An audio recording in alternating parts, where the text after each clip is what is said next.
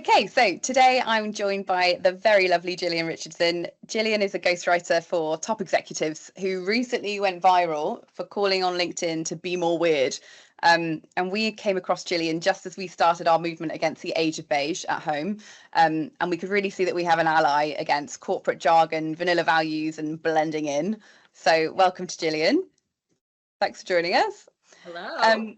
I thought we could maybe start by talking about Weird LinkedIn. So where did it come from and how would you describe it?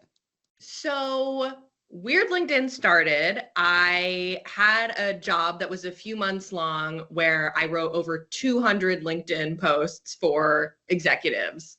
And understandably, they were a little hesitant to use humor or do anything that was a little outside of the norm because they wanted to keep their professional image. Yet I noticed whenever anyone was willing to be like, fine, I'll write a post that's a poem or something like that, it would be their top performing post. So when this job was over, I just was busting at the seams with I just want to play on LinkedIn. I have been so in the weeds for so many people of what their voice is, and it feels to me like it could be shaken up. So I just wrote a post being like, please be more weird, share stuff that AI couldn't generate, be original, and just it exploded because people, one, politically, we're leaning a lot more conservative right now, at least in America, which can lead to people wanting more openness, more humor. And also economically, people are really stressed out. So it's just and that with the rise of AI, all of these things, I feel like I just accidentally touched on something that is so present with people right now. Yeah, brilliant. And I read you talking about how Weird LinkedIn is all about bucking professional norms. Can you tell me about what that means to you? Yes. So it's so fascinating because way more people than me are now doing quote unquote weird LinkedIn. There's so many people who have been doing it before me. We're going to do it after me. There's when anything becomes popular on the internet, it now has people who hate it and people who are just this is ridiculous. This is silly. This is so millennial core. People being like, "Law, look at me. I'm not an adult. I'm a little kid." There are some people who are kind of posting content like that. And how I envision it is this is content that goes against quote unquote professional norms because LinkedIn is a professional platform and professional norms are often who makes professional norms? Old white dudes for centuries and centuries and centuries. So anything that goes against that, I would consider weird. And that is there's so many options. Are you being vulnerable? Are you talking about your emotions? Are you talking about taking time for yourself? Are you talking about taking up space as a woman, making money? And I will say as a nuanced caveat to this, and this is still something I'm trying to be in conversation with people about, but Weird LinkedIn is also very white, which is very interesting. And so there is nuance of the privilege of whiteness, I think, allows me to be more goofy, silly online and still be taken seriously. And if I'm a person of color, there's so many respectability politics that people have to deal with that it is just something I've really noticed of right, there's a privilege to this. Yeah, that's really fascinating. And I think that's that thing of what you said about the boundaries that have been set and who set them. Everyone is kind of cosplaying to that in a way. So that's a really fascinating point. I think what you just said around getting a reaction from people, some people loving it and some people hating it, that to me is so relevant when you think about businesses, because so much of the time clients come to us and they say, we want to attract everyone. We want everyone to join the organization and everyone needs to be here. And I think, no, you really don't. You want to attract a really specific type of person that is right for you and likes your business and wants to be in your business. You do not want to attract everyone. It's knowing that you might turn some people off is a good thing. Yeah, totally. 100%. And that's something I always want everyone to like me, of course. So this has been a crash course and being some people really do not like me on the internet, and that's how that goes. Yeah, and they'll tell you. They'll definitely tell me. Yeah. And I'm really interested in the work that you're doing with execs. Like, how has Weird LinkedIn flowed into that, if at all, or what does that look like? Well, honestly, it's been a dream because I mean, like, as someone who works for myself, like, whenever someone wants to work with me, I always want to see, like, can we figure out how we can best work together? And sometimes, like, their voice isn't as close to mine, and I adapt. But now more people are finding me, and they're like wanting to use humor in the forefront, and they're finding me because of that, because that's my strength. And so that's really fun to be like, oh, like, people who are coming to me want to play, they want to have fun. Yeah, absolutely. And that's when we spoke last time, we were talking about how this kind of shows up in our world in terms of, you just said people find you. Well, that's what it looks like for employees, right? If companies can have a voice and have a bit of personality, then your people will find you. And that's got to be a great thing for recruitment, retention, and all of those good things around keeping employees happy, right? I think it goes so much broader than just the individual brand. Mm-hmm. What do you think it means for the average worker? Like, if you're inspiring all these people to kind of be more weird, what does that look like in the workplace and not just on LinkedIn? Well, I guess a thing that I'll say is I think a lot of the people who really, really resonate with it are people who they work for themselves, they run their own company, they have less restrictions that a company has placed on them and what they can say and what they cannot. So if you work for a company that has really rigid guidelines around posting, like, don't be like, oh, Jillian says be weird online, and now I'm going to post all this stuff that my company probably won't like. Like, don't get fired.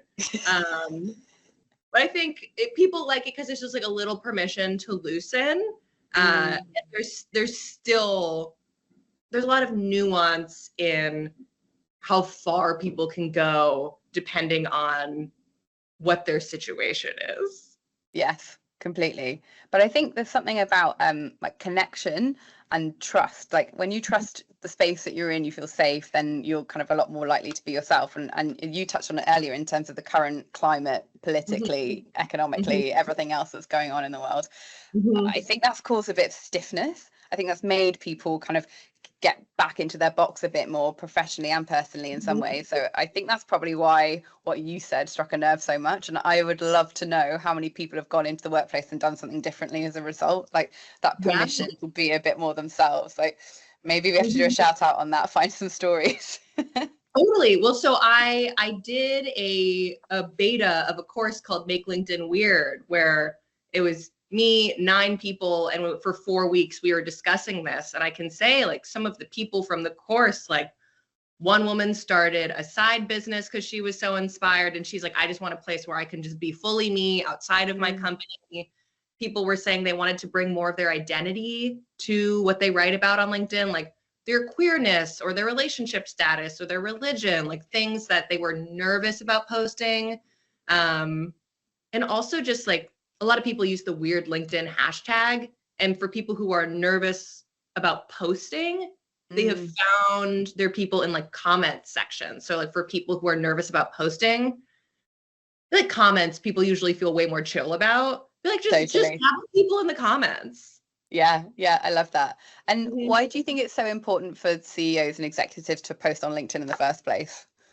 Yeah, well, so people don't trust brand logos so much. Like, you know, if you're like McDonald's or Adidas or something like that, like, we know what the company is. But if a human face posts a story and that person works for a brand, we're more likely to trust that than it coming from a branded page. So like CEOs and executives are the face of their companies. And so if someone likes you, they trust you, they find your posts engaging or warm or humorous, they're going to be more likely to come and work with your company. Totally. We always say as well that LinkedIn is actually an internal channel as much as an external one, because actually so many of your followers will be your employees. So actually, if you're not using it as a channel to engage with them and to talk about what you stand for, then, you know, you're really missing a trick. It is for your people as much as it is for the world when you're putting stuff out there, you know, but so many people miss it and don't use it in that way. Totally. I contract for a company and the CEO has been posting on LinkedIn for the first time recently. And I'm like, oh my God, I did not know any of this about this person. And this is also someone I've never even talked to one-on-one, but it just makes me feel closer to them to know just these little details of their life. Totally. And what you stand for. And that's the thing, like employees are looking for alignment. And that's why I think everything that you're doing is going to help people to find that. Because if you're just using AI generated stuff, or you're just saying corporate jargon, I was going to say something else then, I won't swear, but things that don't mean anything to anyone, then what exactly are you asking people to do? What are you trying to get out of people if you're not saying anything? And it's just it's become like a real beige wash of noise at the minute, which you break through, which is really nice. What do you think stops people from being weird at the minute? So I was noodling on like what my LinkedIn post today is going to be, and it ties to this. So I'll just use this to great. This is good workshop. Yeah. Honestly, I think the biggest thing that prevents people from being weird is stress and fear. Like to access playfulness, you need to be a little relaxed. And of course, like play can help you get relaxed, but one or the other has to happen. And so if you're so stuck in a stress response, you're not going to be able to think of a fun, goofy, silly thing to say. And so many people, for very many, very, very valid reasons, are super stressed right now. So I think that's why humor and irreverence feels even more radical right now. Yeah, powerful, isn't it? And it's time. I think giving yourself the time and the permission. It's that false productivity thing, isn't it? Like we're all like in meetings all the time or working all the time, and actually you're probably doing as much work as you would if you just gave yourself a breather to just have a second to do whatever you want, of which one of those things might be write a weird LinkedIn post or whatever you want to do. It's just giving yourself that brain space, isn't it? Yes. What do you think we could do to help people to get there? So an exercise I love is just setting a timer for like 7-8 minutes, and it's being like, I'm only going to write down bad ideas. Only write down bad ideas. Like stuff like that. It gives you permission to just start and be messy with it. And like, not to spoil the exercise, but usually you find something and you're like, I never would have thought to write about this, but it would be so fun. Like I got this exercise from a short story writing class I took. And the short story I ended up writing came from my list of bad ideas. It was like, what if a kindergarten class had a pet balloon animal, and like they all formed a strong attachment to this balloon animal, and what would they do when it died? Like how would the balloon animal's death impact these children's relationship with grief? And I wrote a story, and like literally the story made me cry. Amazing. It's I want to read it now. You have to send it to me. It's so funny. That's so good. Like, I never would have thought that otherwise. That's such a good example as well of where something outside of your professional life is actually just coming and fed straight in, like doing a story writing thing. I know it's kind of adjacent to your work, but it's not work related, but adds so much in a different way. Amazing. So we touched on this a little bit earlier, but I was interested in your take on AI. So obviously people using AI to write LinkedIn content or any content really I think we've seen a massive uptick in it, and lots of people are trying to spot when something's written by AI, looking for M dashes, or the word fluff I think is something that I keep seeing everywhere, and there's like little telltales or capitalization in really random places, which drives me mad. But people will use AI. That's great. It has its purpose. What does it look like? Like, how should people be using AI, or should they not be using AI when it comes to content generation and like storytelling? So it depends what kind of writer you are. Like, I think the people I often work with are people who see writing as a way to process the world, and like the doing of the writing is a way, it's almost like a spiritual tool to be like, what am I learning? What do I want to tell people? And it feels really good for them to push through the effort and write something themselves. But if you're just like, I gotta send a memo to my company and writing in corporate speak is so hard for me and ChatGPT would kill it way better than me, whatever. It's just, are you doing something for like a creative soul reason, or are you just writing to communicate? Like I used ChatGPT 2 days ago to write a proposal for a sponsor because I was like, never in my life have I written something like this. I don't even know where to begin. And it was a great jumping off point. There you go. And jumping off point, I think, is a really important part, because not enough people are editing or playing with what comes back to them. They're just saying, oh, great, there it is, copy and paste post. And I think that's where that kind of, I don't know, generic nature, often not really making a whole lot of sense, is coming from. So using it as a jumping off point or like a brainstorming tool, I think it can be really powerful and really effective. What do you think is next for Weird LinkedIn? Where do you want to take it? Yeah. So next week I have 2 cohorts that are starting. So I'm going to be doing it again. Amazing. And I had a session with my coach yesterday, and we were playing with like, what's the fantasy of what's next?